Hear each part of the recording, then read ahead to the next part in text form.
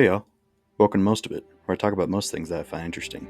Today, we'll be covering the primarch Horus Lupercal. So without further ado, let's get into this. The young primarch's life began crashing into the planet Chthoniya. There, he was discovered by a Chthonian gang leader called Kagadon, and was given the name Nergoi. He did as primarchs do, growing and taking part in the planet's underground warfare, until the day when he found the pod he had arrived in. The pod was being excavated by a tech priest of the Mechanicum, which he killed one of. Running back to Kagedon to tell him of his triumph, Nergoi was instead scolded, with him saying that those he didn't kill would track him to the gang's hideout. Of course, he was right, and the tech adepts began tunneling into their lair, collapsing the surface and killing most of the gang members.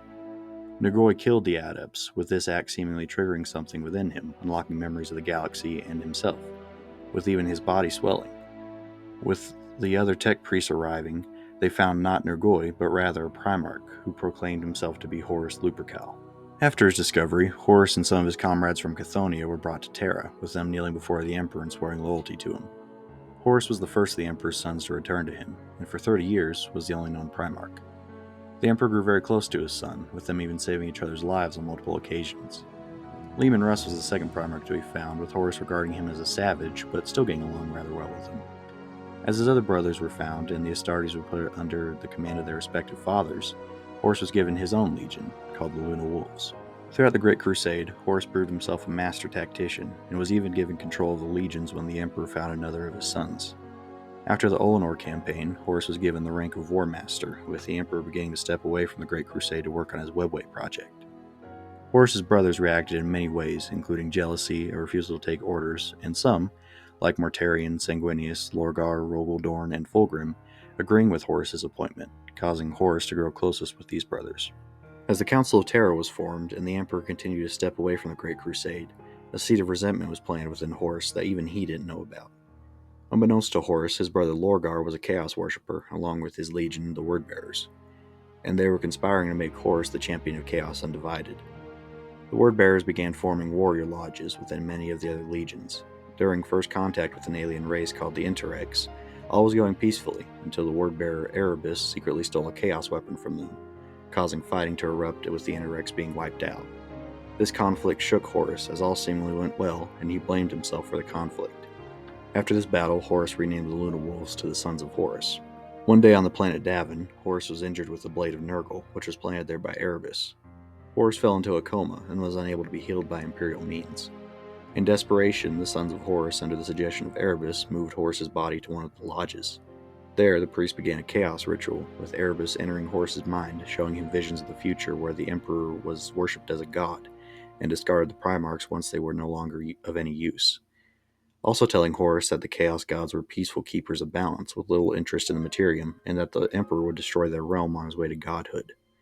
He also showed Horus the creation of the Primarchs, and that the Emperor used power from the warp in the process. Horus, seeing the Emperor as a hypocrite for banning warp use, yet using it himself, and his previous resentment, began to hate his father. After Davin, Horus began planning to overthrow his father, who he now saw as a dictator seeking godhood. Horus was able to turn Angron, Mortarion, and Fulgrim to his cause, and secretly turn Conrad Kurz, Alfarius, Omegon, and Perturabo. He also was able to turn the Fabricator General of the Mechanicus, forming the Dark Mechanicum. In an attempt to destroy an at the time loyal Magnus, Horus sent Leman Russ and the Space Wolves to destroy Prospero. Soon, Horus went to Isfahan III under the pretenses of settling a rebellion. He deployed all those from the traitor legions who he knew would remain loyal to the Emperor, and then virus-bombed the planet, killing billions. He then moved to Isfahan V, where he was met by 7 legions sent to bring him to Terra for judgment, with all but 3 of these legions being traitors. Horus revealed his hand, ordering the traitor legions to kill the 3 loyalist legions, shattering them and killing the Primarch Ferrus Manus, with Horus taking his skull and talking to it often. Soon, after a failed assassination attempt, Horus regained a memory that had been erased by the Emperor of him unlocking powers on the planet Moloch. Horus, seeking that same power, invaded Moloch, with him entering a warp portal, and after a very long time within it, emerged with greatly increased power and being visibly aged. While within, Horus had conquered kingdoms and amassed billions of demons. After this, Horus's ship was invaded by Malcador's knight-errants, led by his former advisor Garviel Loken. Horus offered Loken a place at his side, which he of course refused, and escaped. Now armed with godlike power, Horus set course for Terra. However, he was interrupted by Leman Russ and the Space Wolves, who had tracked Horus thanks to the knight-errant scouting. Russ and Horus met, with Russ being disgusted at the warp-tainted being Horus had become. Horus asked Russ to join his efforts, which he of course refused, instead attacking the War Master. Despite Russ's speed, Horus dominated initially, catching him with his talons, which Russ broke free of, and stabbed his brother with his spear, receiving a wound himself in the process. The spear was blessed by the Emperor and cleansed Horus of the power he gained on Molech, with Russ once again seeing his brother for the last time. As the brothers re-engaged, Horus mauled Russ badly, and just as he was about to strike down his brother, he was swarmed by space wolves, with them dragging their father away, with Horus expressing regret for how much blood had been spilled throughout this campaign. The wound Russ inflicted would endure with Horus, and on one occasion reopened and caused him to fall into a coma. With Horus down for a while, the rest of the traitor primarchs were ordered to amass at Olenor to prepare for the siege of Terra. However, without Horus, both Fulgrim and Angron refused the order. Desperate to revive Horus, his sons turned to Lorgar to heal him, with him revealing that a piece of Horus's soul remained in the warp portal on Molech, with the Chaos Gods fighting over it and tearing it apart. The Luna Wolf Malagurst attempted a Chaos ritual, entering the warp and finding Horus's soul, who was fighting off advances from the gods, stating he refused to become a slave and refused to return with Malagurst. He attempted the ritual again, with the same result. After returning to the Materium, Malagurst sacrificed himself to awaken Horus, who took back command of the traitors. Traveling to Olenor and meeting with the other Primarchs, Horus revealed that he knew of Lorgar's intentions to overthrow him as Chaos's champion, as he viewed him as weak and undeserving. Horus beat Lorgar and exiled him, with Lorgar feeling sadness for his brother, as he had become such a slave to darkness that even he pitied him. From here on out, Horus began shifting between forms, including his pure Luna Wolf form, his Molech corrupted form, and his new form of dark energy. Horus and the other traitor Primarchs all sacrificed 1/10 of their legions to the Chaos Gods and began making their way towards Terra. Upon arriving in the Sol system, they struck down the Loyalist defenses and booked it toward Terra. As the physical invasion of Terra began, so too was there an invasion in the Immaterium, with Horus appearing before the Emperor as a feral wolf, declaring him a tyrant. The Emperor looked past Horus, refusing to even acknowledge his son, and declaring the ruinous power's puppet to be nothing. Horus would be physically absent from the siege of Terra for the most part, as he was battling the Emperor within the astral plane. Horus's son Abaddon became disgusted with his father, seeing him as little more than a slave to darkness, with it soon being noticed that while supremely powerful, Horus would soon be burned out by the power of the Chaos Gods.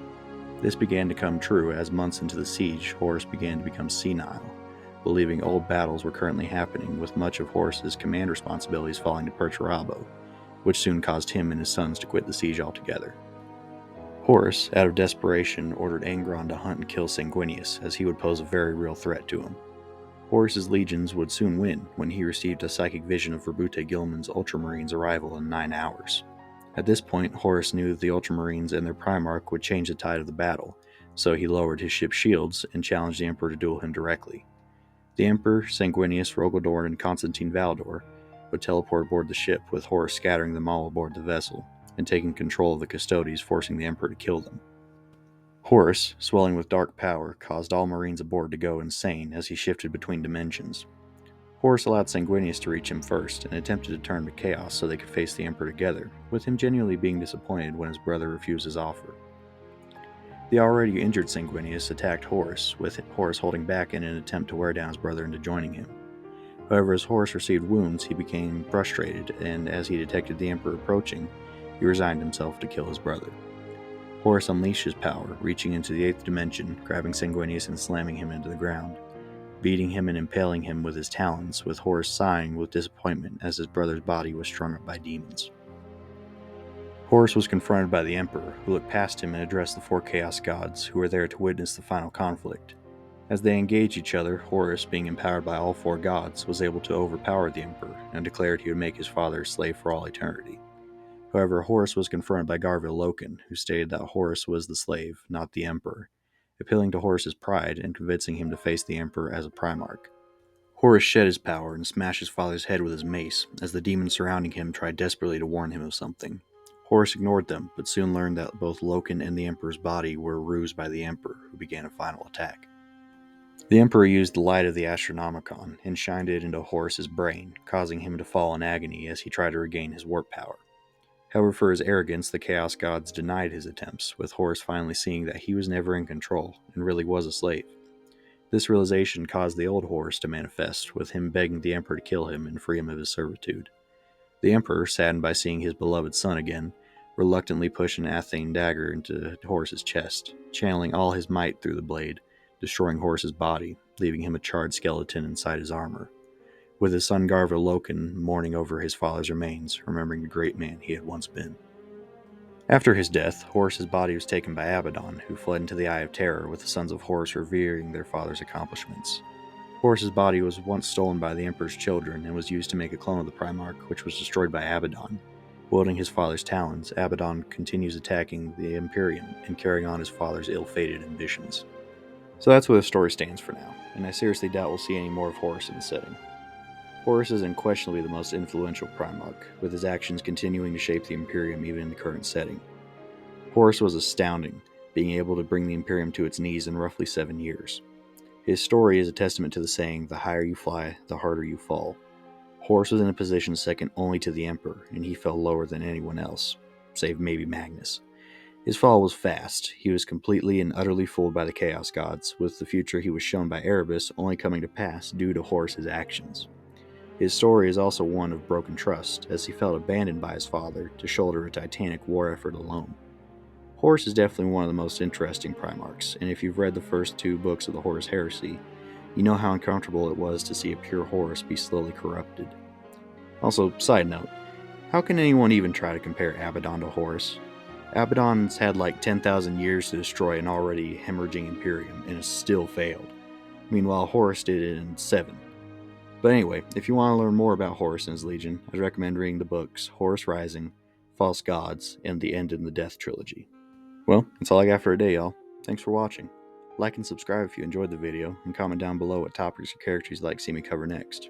With all that said, I'll see y'all later.